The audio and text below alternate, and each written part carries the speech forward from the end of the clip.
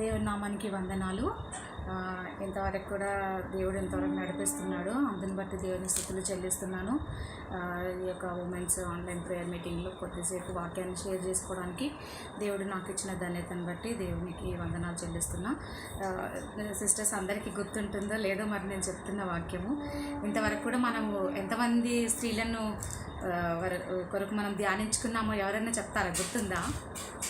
ఏ స్త్రీల గురించి మనం మాట్లాడుకున్నామో ఎవరైనా గుర్తుందా? లూదియా,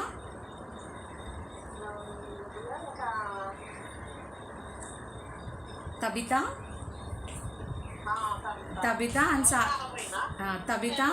అండ్ ఇంకొకటి సారేపతి విధవరాలు. సో ముగ్గురు గురించి కూడా చెప్పుకున్నాము.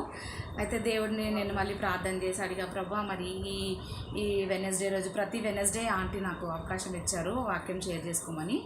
సో ఈ వెనస్డే నేనేం చెప్పాలి ప్రభా అని దేవుడి సన్నిధిలో నేను మొరపెడుతున్నప్పుడు దేవుడు ఇంకొక స్త్రీ, ఫీబే అనే స్త్రీ కొరకు దేవుడు ఈరోజు కొద్దిసేపు మనం ధ్యానించుకోవడానికి అవకాశం ఇచ్చాడు. అందుని బట్టి దేవుని స్తుతులు చెల్లిస్తున్నా. రోమా పత్రిక 16వ అధ్యాయము ఒక 2 వచనాలు మాత్రమే ఇక్కడ ఆమె గురించి వ్రాయబడి ఉంది.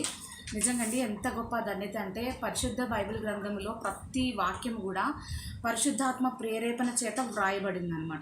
సో ఈ బైబిల్ గ్రంథంలో ఒక్కొక్క స్త్రీ కొరకు దేవుడు ఇందులో మెన్షన్ చేస్తున్నాడు అని అంటే చాలా విలువైన విషయాలు వారి ద్వారా మనం నేర్చుకోవాలి అనేసి దేవుడు ప్రతి ఒక్క స్త్రీ కొరకు బైబిల్ గ్రంథంలో వ్రాయబడింది.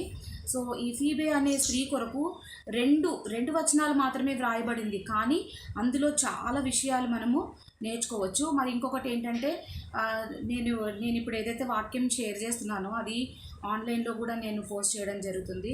సో స్త్రీల కొరకే చెప్తున్నా కదా, ఇది స్త్రీలకే ఉండొచ్చు అని అనుకోవద్దు. ఎందుకంటే మరి సంఘాన్ని దేవుడు వధువుతో పోల్చాడు, అంటే స్త్రీ ఒక వధువు అన్నమాట. సో కాబట్టి ఈ ఫీబే అనే స్త్రీ కొరకు నేను చెప్తున్నప్పుడు ఇందులో మంచి విషయాలు అందరికీ మనకి ఉపయోగపడతాయి, అందరం కూడా మనం నేర్చుకోవచ్చు. ఒకసారి చదువుతున్నా వినండి 2 వచనాలు. కేంక్రేయలో ఉన్న సంఘ పరిచారకురాలగు ఫీబే అను మన సహోదరిని పరిశుద్ధులకు తగినట్టుగా ప్రభువునందు చేర్చుకొని ఆమెకు మీ వలన కావలసినది ఏదైనా ఉన్న ఎడల సహాయము చేయవలనని ఆమెని గూర్చి మీకు సిఫారసు చేయుచున్నాను. ఆమె అనేకులకును నాకును సహాయురాలై ఉండెను. ఇది ఇక్కడ చూసారండి, 2 వచనాలు మాత్రమే ఈ రోమా పత్రికలో పౌలు భక్తుడు ఫీబే అనే స్త్రీ కొరకు ఇక్కడ రాయడం జరిగింది.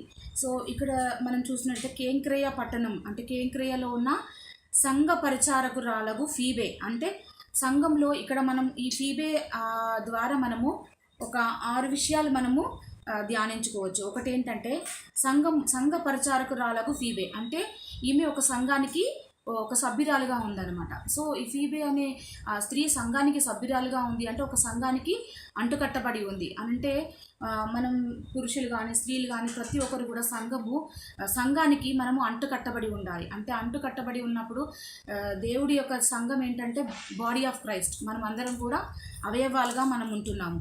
సో సంఘంలో మనం సభ్యురాలుగా ఆ ఫీబే అనే స్త్రీ సంఘానికి కట్టుబడి ఉంది. సో ఆమె కట్టుబడి ఉన్నట్టుగా మనం కూడా ఒక సంఘానికి కట్టుబడి ఉండాలి. ఎట్ ద సేమ్ టైం మనము ఒక భాగము అంటే సంఘానికి శిరస్సు మరి ఎవరంటే తండ్రి యేసయ్య. సో మనం అందరం భాగాలుగా ఉంటున్నప్పుడు ఒక చిన్న భాగానికి ఏదైనా పెయిన్ వచ్చినా ఏ బాధ వచ్చినా కూడా అది బాడీ అంతా పెయిన్ అనుభవిస్తుంది. అంటే మనం ఒక సంఘానికి కట్టుబడి ఉన్నప్పుడు మన కొరకు సంఘమంతా కూడా ప్రార్థన చేస్తారు, మన కొరకు సంఘమంతా కూడా నిలబడుతుంది. ఏంటంటే మనం సంఘములో ఒక సభ్యురాలుగా చేర్చబడినప్పుడు మన యొక్క ప్రతిదీ కూడా సంఘము శ్రద్ధ వహిస్తుంది అనమాట. సో ఇక్కడ సంఘానికి ఈ ఫీబే అనే స్త్రీ కట్టుబడి ఉంది. సంఘానికి మొదటగా ఆమె సంఘ పరిచారకురాలు అంటే ఒక సభ్యురాలుగా ఉంది. ఎట్ ద సేమ్ టైం ఏంటంటే పరిచారకురాలు అనేసి ఉందన్నమాట. పరిచారకురాలు అనంటే అసలు ఇక్కడ మంచి సంఘానికి ఒక పరిచర్య చేసే బిడ్డగా ఫీబే ఇక్కడ ఉందన్నమాట. ఏంటంటే మీరు చూసినట్లయితే పరిచారం చేసే వాళ్ళ సంఘంలో చాలామంది ఉంటారు, స్త్రీలు కానీ పురుషులు కానీ ఏదో ఒక పని చేస్తుంటారు. వాళ్ళు సంఘానికి కట్టుబడి ఉండి ఆ పరిచారం చేసే ఆ యొక్క పొజిషన్లో ఉండి చిన్న మొదలుకొని పెద్ద వరకు కూడా సంఘం యొక్క బాధ్యతలు ప్రతి ఒక్కరు తీసుకుంటారు. సో ఆ బాధ్యత మన మీద కూడా ఉంది. ఇక్కడ ఆ ఫీబే అనే స్త్రీ కూడా ఆ కెంక్రేయ సంఘంలో ఒక సభ్యురాలుగా ఉంటూ పరిచారకురాలుగా కూడా ఉందన్నమాట. సో దేవుడు వాక్యము నేను ఒక చిన్న కొన్ని రెఫరెన్స్ మాత్రమే చెప్తాను, హెడ్లైన్స్. హెబ్రీ పత్రిక 8:2లో ఏముందంటే అక్కడ యేసయ్య పరిచారకుడుగా ఉన్నాడన్నమాట. యేసయ్యనే మరి పరిచారకుడుగా ఉన్నప్పుడు సంఘంలో ఉన్నటువంటి నాటబడిన మనం కూడా పరిచారకులుగా ఉండాలని దేవుడు ఆశిస్తున్నాడు. మత్తయి సువార్త 20వ అధ్యాయము 26వ వచనంలో ఏముందంటే, మీరు రెఫరెన్స్ రాసుకొని తర్వాత చూసుకోండి. మీలో ఎవడు గొప్పవాడై ఉండగోరునో వాడు పరిచారకుడై ఉండవలెను. దేవుడు ఇక్కడ క్లియర్గా చెప్తున్నాడు ఏంటంటే, మనం గొప్పవారిగా ఉండాలంటే ఫస్ట్ తగ్గించుకొని పరిచారకుడుగా ఉండాలంట. అంటే సంఘంలో మనము పరిచర్య చేసేవాళ్ళుగా ఉండాలి. పరిచర్య అంటే ఏదో మనం పెద్ద పనులు చేసేయడం కాకుండా మనకున్న పరిధులని మనం ఏం పనులు చేయగలుగుతామో అవే పనులు పరిచారకులుగా చేసేవారిగా ఉండాలని దేవుడు చెప్తున్నాడు. గొప్పవారిగా మనం ఎదిగింపబడాలి సంఘంలో అంటే కనుక మనము పరిచర్య చేసేవారుగా, అంటే పరిచారం చేసేవారుగా, చిన్న స్థాయి నుంచి పెద్ద వరకు కూడా ఏదైనా హెల్ప్, ఊడ్చే పని కావచ్చు, ప్రార్థన చేసే పని కావచ్చు, ఇతరులకు సహాయం చేసే పని కావచ్చు, ఏదైనా ఉండాలని దేవుడు ఈ యొక్క సంఘ పరిచారకురాలుగా ఫీబే ఉందనేసి ఇక్కడ చెప్తున్నాడు. అంతేకాకుండా మూడో విషయం ఏంటంటే, ఫీబే అను మన సహోదరి అంటున్నాడు. ఫీబే అంటే మొదటగా చూసినట్లయితే ఫీబే అనే పేరుకు అర్థం ఏంటంటే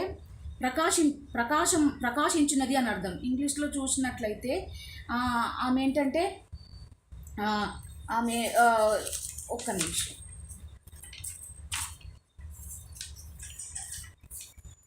ప్రకాశించినది, స్వచ్ఛమైనది, బ్రైట్, రేడియంట్ అనేసి ఉందన్నమాట మీనింగ్.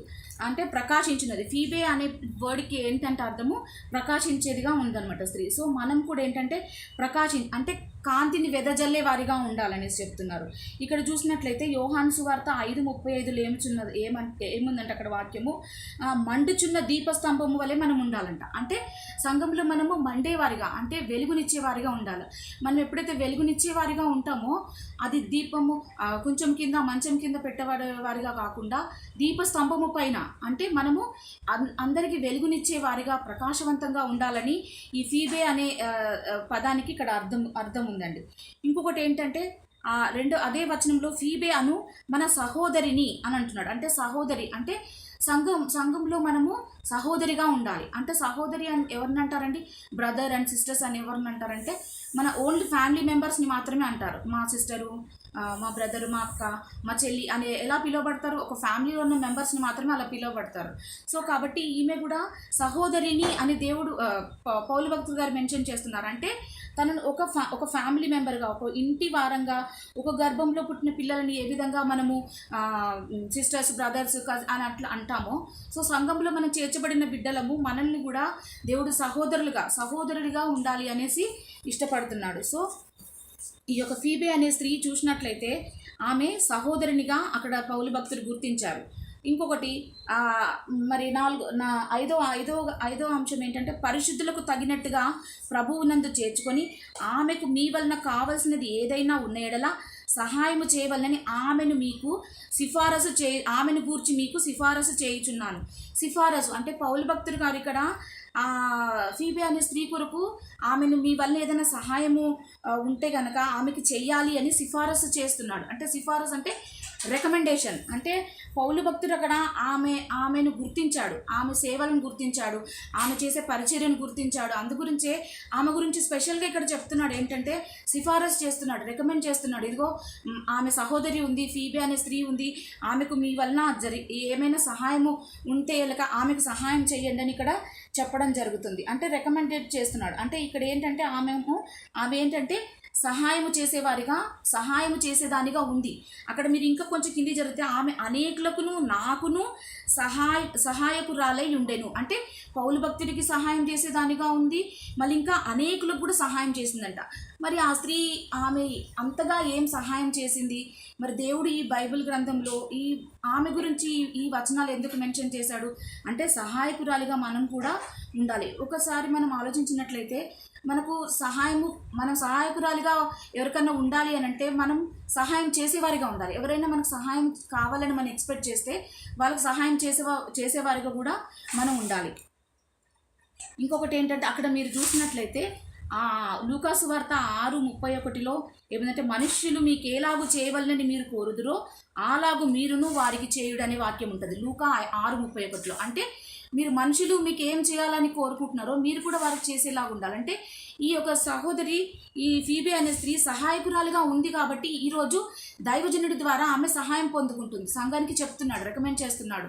సో మనం కూడా ఇతరులకు సహాయం చేసేవారికి ఉండాలంటే మన యొక్క స్థితిని దేవుడు పౌలు భక్తుడే ఇక్కడ ఫీబే స్త్రీ కొరకు గుర్తించాడు ఆమె పనిని. అంటే పరలోకమందు చూస్తున్న దేవుడు మనకు నిజమైన సహకారిగా ఉంటాడు. ఏంటంటే ఈ కుమార్తె ఇన్ని రోజులుగా పరిచర్య చేస్తుంది, నువ్వు చేసే పని మనుషులకు కనపడకపోవచ్చు, నువ్వు చేసే కార్యం దేవుడికి మాత్రమే కనపడుతుంది. సో ఇక్కడ ఒక పౌలు భక్తుడే రికమెండ్ చేస్తున్నాడంటే మన దేవుడు న్యాయమైన దేవుడు. సో కాబట్టి మన కొరకు తప్పకుండా ఆయన సహాయం చేస్తాడు. మనం నిజమైన సహకారులుగా మీరు చూసినట్లయితే దేవుని పరిచర్యలో